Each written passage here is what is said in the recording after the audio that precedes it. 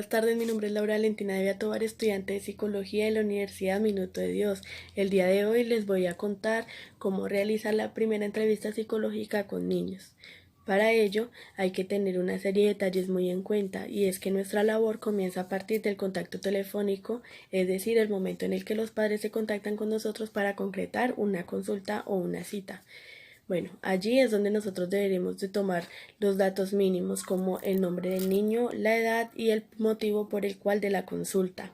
Hay que tener en cuenta que esta descripción tiene que ser muy breve.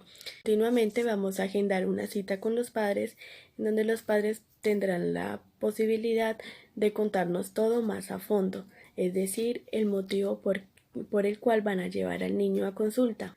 Nosotros tendremos que tener una actitud muy serena, muy empática, darles la seguridad a los padres para que hablen con nosotros, ya que algunos padres llegan como a la defensiva, como pensando de que quizás a su hijo es al único que le estará pasando eso. Después los padres tendrán que hablar con el niño y autorizarlo de contarme información confidencial, quizás de lo que pasa en su casa, de todo lo que el niño siente, ya que algunos niños están educados para no hablar con extraños. Hay que tener en cuenta que al niño no le podemos decir mentiras sobre quién somos, no le podemos decir ni que somos conocidos ni del papá, ni de la mamá, ni personas así allegadas, sino que simplemente queremos crear un vínculo con él.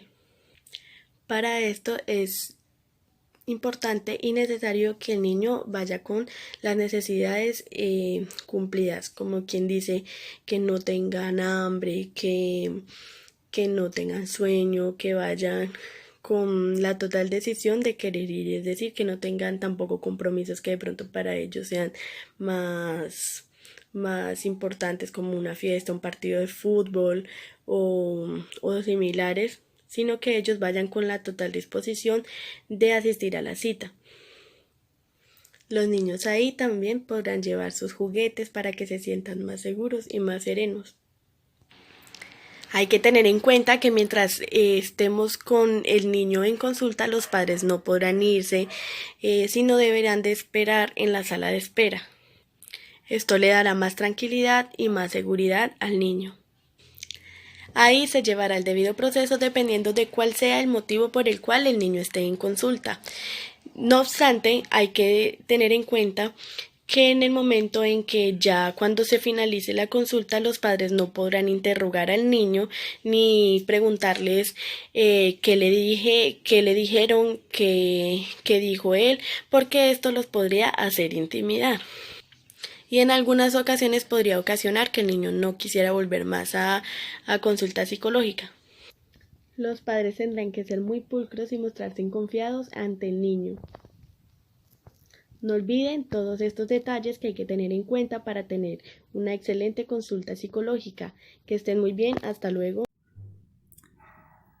La labor del psicólogo inicia desde que los padres se ponen en contacto con nosotros, sugiriendo una consulta para el niño.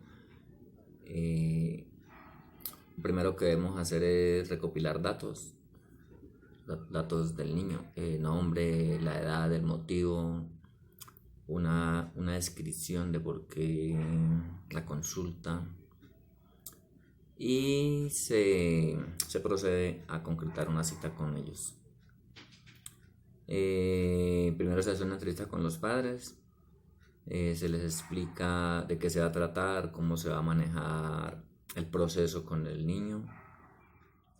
Se les explica también que en muchos casos como padres aconsejamos a los niños no hablar con los mayores ni recibirles cosas.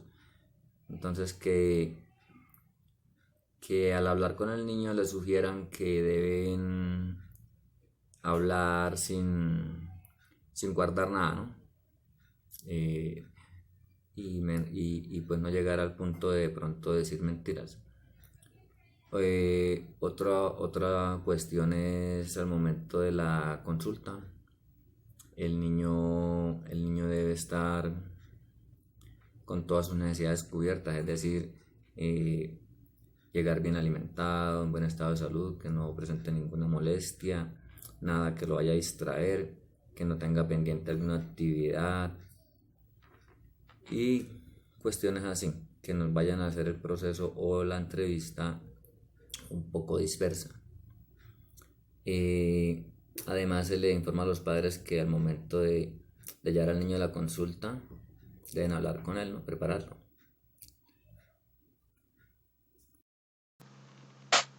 Bueno, en cuanto a la primera cita del tratamiento con el psicólogo, es muy importante tener cuidado con el manejo del espacio. Es preferible acercarse al niño y alejarse con cautela para que se cree confianza con el niño y para que no se asuste. Eso también ayuda a que el niño se vaya relacionando pues con el terapeuta. También es bueno aclararle la forma más tranquila posible, una forma un poco relajada, qué reglas se van a manejar dentro de la consulta. Siempre teniendo en cuenta el lenguaje verbal que sea adecuado pues a la edad del niño. Es bueno tener buen contacto visual sin llegar a intimidar, o sea, no mirarlos fijamente todo el tiempo, sino tener cuidado con estas situaciones. Es bueno llamarlos por el nombre, tratar como de generar esa confianza también, manteniéndose como actualizados de los gustos del niño, como bueno, qué programas de televisión le gustan, las asignaturas, si le gusta el colegio, películas, música, si la escucha también, para que se vaya generando pues una buena relación con el niño y tenga la confianza de hablar con el terapeuta. Por lo general se utilizan dos tipos de entrevista, el directivo y el no directivo. Por lo general con los niños se usa más el directivo porque ayuda a centrar más la atención del entrevistado en aspectos del problema clínico, como siendo más específicos. Y así pues se obtiene mayor información. Entonces son preguntas muy directas en general y ya pues lo de no directivo ya es más para adolescentes. Ya es importante luego de llegar a saber cuáles son las problemáticas, pues empezar a indagar como información, a sacar información pues para tener como una idea real de la situación. Entonces se deben seguir ciertas líneas de indagación con el paciente, con los padres. Si algún otro informante como el docente o amigos, también se les debe pedir como ese tipo de información, como bueno, si tuvo un evento estresante en algún momento que fue precedente al inicio de los síntomas, algún evento, alguna circunstancia que empezó a generar los síntomas. Esto más que todo se presenta, es muy útiles con problemas de estado de ánimo, como los ciclos de sueño y apetito, que son cosas que los padres por lo general llegan a notar. Hay que saber cuándo iniciaron, si siempre han sido los mismos síntomas, si tienen un orden específico, cuál fue el primer signo del trastorno que notaron, como los problemas de sueño, el que el niño se comía mucho, dejó de comer de un momento a otro o bajó la cantidad, este tipo como de situaciones, o que se empezó a aislar, también es importante. Algunas otras cosas que hay que averiguar con las personas que nos están ofreciendo la información son como si los síntomas se resuelven entre un episodio u otro, dado el caso de que ya se haya presentado, se tenga conocimiento de una enfermedad actual, entonces se debe saber ese tipo de cosas, si se ha usado medicamentos, si tuvo efectos negativos o positivos, si han realmente tenido cuidado con los medicamentos, con los horarios, si se han apegado al tratamiento, si tuvo anteriormente terapia, cuál era el objetivo de tener la terapia, si tuvo resultados, si quedó algo que notaron que no se resolvió realmente, que quedó ahí como pendiente, también es bueno saber para seguir manejando ese tipo de situaciones. si la enfermedad ha tenido consecuencias de alguna forma en el colegio, si con los amigos, con los hermanos, con los familiares en general, con las amistades también, si tiene o no amistades, si las fue dejando de lado. También es muy importante saber si han habido cambios en los intereses del niño. Si digamos que antes le gustaba mucho, no sé, salir a jugar fútbol o los videojuegos y de un momento a otro empezó a quedarse mucho tiempo en cama, también es importante saberlo. Ese tipo como de cositas son muy importantes. También se debe saber o conocer el historial familiar del niño, si hay enfermedades anteriores en la familia, porque eso nos va ayudando a tener pues el historial general del niño. Y si se llegó a presentar alguna situación que puso en riesgo la vida del niño o trató como un intento de suicidio dado el caso o pensamientos de este tipo. En este momento vamos a nombrar 4 tests muy importantes para realizar a los niños, donde vamos a poder identificar tipo de personalidades y cómo actuar sobre los resultados identificados. Iniciamos con el test del árbol. Con este test podemos identificar problemas de adaptación y rasgos de personalidad en los niños.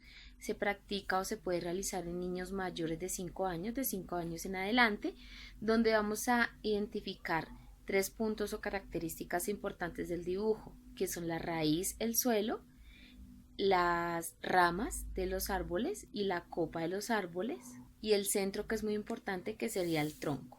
Este test nos sirve para identificar cómo se adapta el niño y cómo podemos ver qué tipo de rasgos de personalidad maneja él. Entonces el test del árbol es uno de los tests que hemos escogido como uno de los más importantes para desarrollar esta actividad. Continuamos con el segundo test, que sería fábulas de Dus.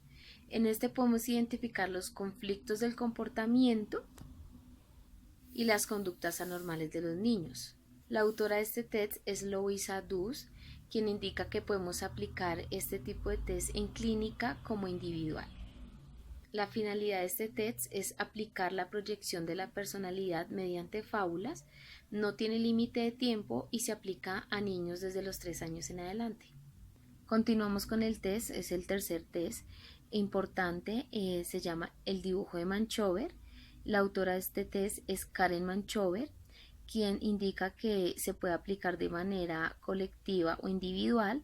Adicional a esto, solamente se aplica a niños mayores de 7 años.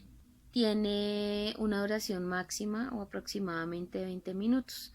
Entonces acá podemos identificar el niño como mediante el dibujo de Manchover puede expresar su personalidad y podemos identificar algunos puntos que podemos trabajar como psicólogos. Y uno de los últimos test de los 4 que escogimos es el test de los cuentos de hadas. Este test, la autora es Carolina Kolakoglu. Este test no tiene límite de tiempo y lo podemos aplicar en niños que oscilen de edad de los 6 a los 12 años. Este test es muy importante porque aquí podemos identificar características de la personalidad del niño y cómo se relaciona en el entorno externo, ya sea en el colegio, ya sea con los compañeros. Entonces podemos identificar los rasgos de personalidad. Tenemos muchos test importantes en los cuales podemos trabajar con los niños y es muy importante que los conozcamos, sepamos la finalidad de ellos y cómo aportar para que los niños puedan tener una personalidad definida, evitar cualquier tipo de malos hábitos, de malos comportamientos. Si nosotros los podemos identificar con los test y viendo los resultados, podemos llevar a orientar a nuestros hijos, a nuestros familiares, a que tengan una personalidad pues definida y no tengan conflictos ya cuando sean adultos. Y es muy importante que los conozcamos, sepamos la finalidad de ellos y cómo aportar para que los niños puedan tener una personalidad definida, evitar cualquier tipo de malos hábitos, de malos comportamientos. Si nosotros los podemos identificar con los test y viendo los resultados, podemos llevar a orientar a nuestros hijos, a nuestros familiares, a que tengan una personalidad pues definida y no tengan conflictos ya cuando sean adultos.